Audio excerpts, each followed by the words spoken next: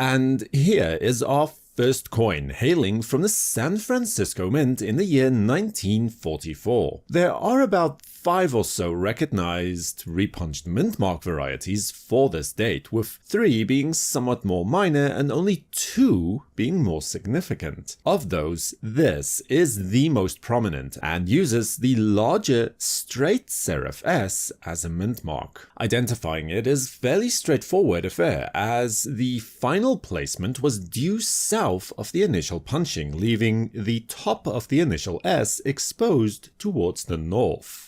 Another point to mention is that the rising sun on the obverse of the coin usually has a diagonal die crack running across the face of it, although this particular feature would not strictly be identifiable if the coin was worn in any degree. In 2020, an example of this variety in a PCGS slab with the grade of MS62 was sold at auction for $312.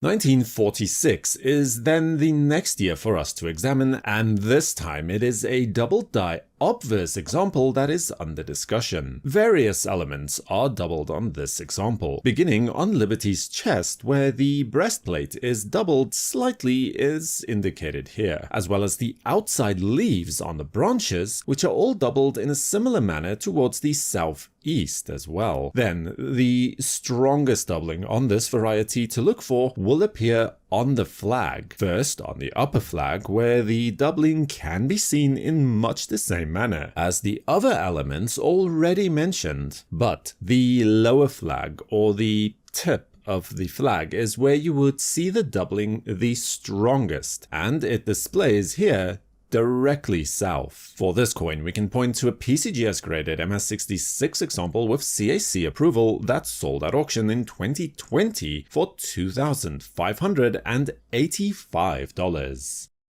And then, for what is easily one of the most elusive varieties in the series as a whole, the 1936 double die obverse Walking Liberty half dollar. And to be clear, there is more than one double die variety for 1936, so in this case I mean the FS101 variety coin. As scarce as this coin might be, it is also equally hard to miss if you are really paying attention at all. Although close inspection can discover doubling on multiple areas of the design, the date is really the only place to look, as the spread on the numbers is so wide that there really would be no mistaking it. Higher grade examples for this variety are completely unknown, and in 2019 a PCGS graded VG10 example of this coin was sold at auction for $15,000.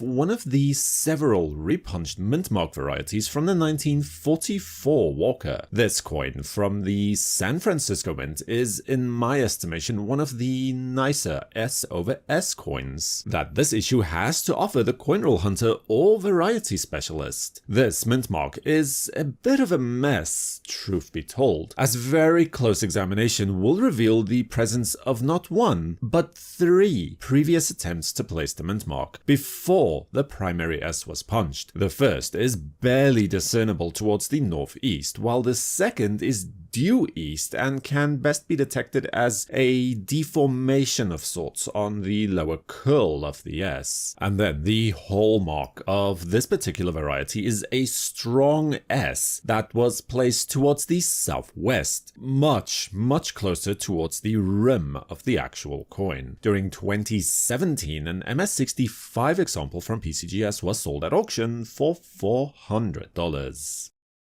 And then another repunched mint mark variety, but this time from the Denver Mint, and 1939 is the host year for this coin instead. On this coin, the initial D mint mark can still be seen due north from the final placement, with even some very nice separation towards the top cavity of the D as well. And there really is no mistaking or ambiguity surrounding this particular variety either. A clear, strong D mint mark struck over another, plain and simple. As it pertains to value, in 2020, a PCGS MS64 Plus graded coin was sold at auction for the sum of $1,086.88.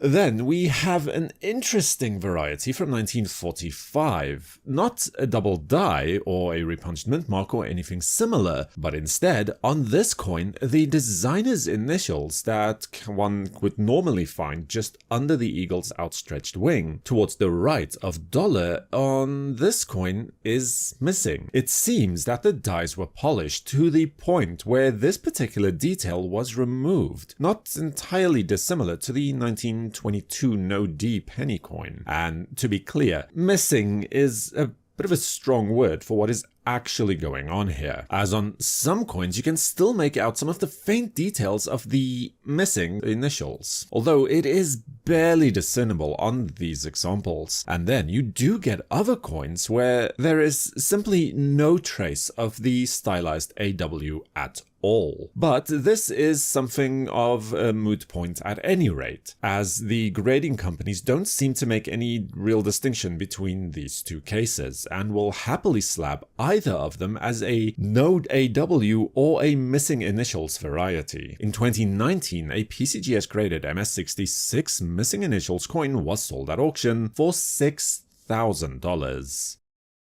1939 is host to a very nice repunched mint mark variety that we can look at. This is a fairly straightforward variety, as these things tend to go, in that the final mint mark was struck practically due south of the initial placement. An extremely prominent variety, you can literally see exactly how the primary mint mark was placed directly over, albeit immediately towards the south of the initial D, with the first striking peeking out towards the top and even inside the cavity of the D as well. In 2020, a PCGS graded MS64 Plus graded coin with CAC endorsement was sold at auction for $1,086. Up next, we have an interesting variety that you can find on some 1944 D Walking Liberty halves. This is not a double die or even a repunched mint mark, but rather what we are looking at is a re-engraved die. And it's a very strange one too, as the designer's initials appear to have been left off of the design entirely and then had to be cut into the working dies by hand. It should be identifiable by sight, as the re-engraved die is far less distinct, especially the lower A portion. The strokes of the W are also far thicker than they really should be on a normal coin. It's honestly a little hard to adequately describe, but looking at these two examples side by side, I'm sure you can tell the difference. 2020 saw the auction of a PCGS graded MS67 Plus slabbed coin like this, which closed at auction for $2,937. From there, we head back all the way towards the inaugural year for the Liberty Walking series, and find the 1916 D over D repunched mint mark $half variety coin. Remember that for this year, the mint mark is still placed under the In God We Trust section of the coin's obverse. Definitely one of the more difficult varieties to locate, to be sure, but it is also a very bold repunching if you manage to find one. The initial striking was placed completely southwest of the final placement. The only remaining element of the first D is the very faint remnant of its lower rounding, placed just below the lower serif of the D. In 2020, a PCGS graded MS65, with a rather weak strike, although that's entirely besides the point, was sold at auction for $1,800. a stunning example of a repunched mint mark variety that can be found on the 1941 Denver-issued Walkers. This is an extremely bold repunching, and if you do come across one, there should be relatively little difficulty in identifying it, even in lower grades, as we'll see in just a moment. On this coin, the repunching, or more specifically, the impression of the initial mint mark, can clearly be seen towards the northwest of the final position, with the full upper serif and a portion of the initial D still displaying. This should be equally true for both higher grade examples, where it is fairly simple, as well as coins that have seen considerable circulation as well. 2020 saw the auction of a coin like this, housed in a PCGS slab with the grade of MS66 Plus for $1,680. And then we have yet another repunched mint mark from 1941. This time though, the offending mint is the San Francisco branch instead. The S mint mark in this case is doubled towards the southwest, with the upper curl of the initial S still seen in the space just between and west of the lower serif and the upper curl of the primary S mint mark. There is some discussion around this point though, as some cling to the belief that this might be an S over horizontal S variety, despite the fact that this has long since been disproven. In 2020, a PCGS graded coin with the grade of MS65 Plus was sold at auction for $1,116.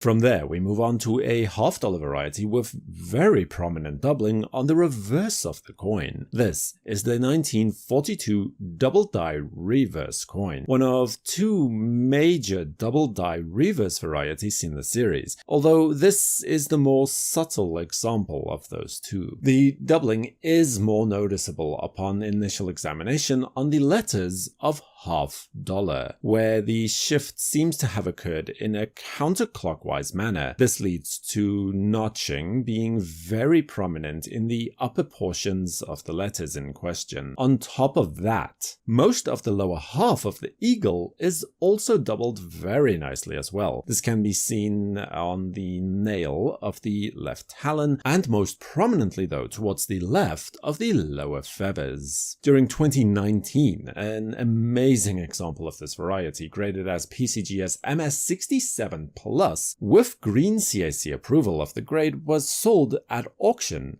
for $10,800.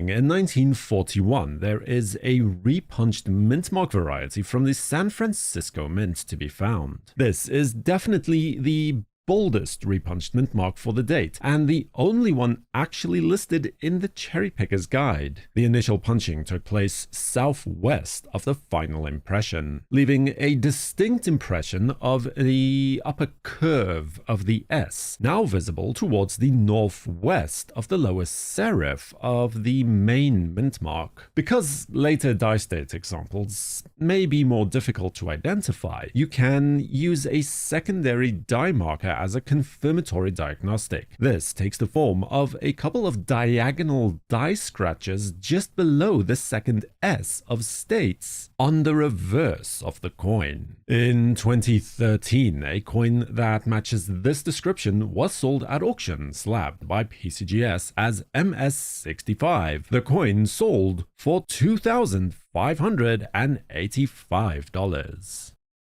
Heading back to the coin's inaugural year, we discover another repunched mint mark. This time, the San Francisco Mint is not in question though, as the Denver Mint gets called out instead for the 1916 D over D Walking Liberty $half coin. This variety is actually more interesting than it might at first seem, as there was some debate early on whether this was actually a D over S variety, but it seems that the initial D mint mark was actually tilted at a slight angle when the first impression was made. The result is that you can see the bottom curve of the D, and to some this might appear to be the tail section of an S mint mark instead. In 2020, a PCGS graded MS65 example of this rare variety coin was sold at auction for $1,800.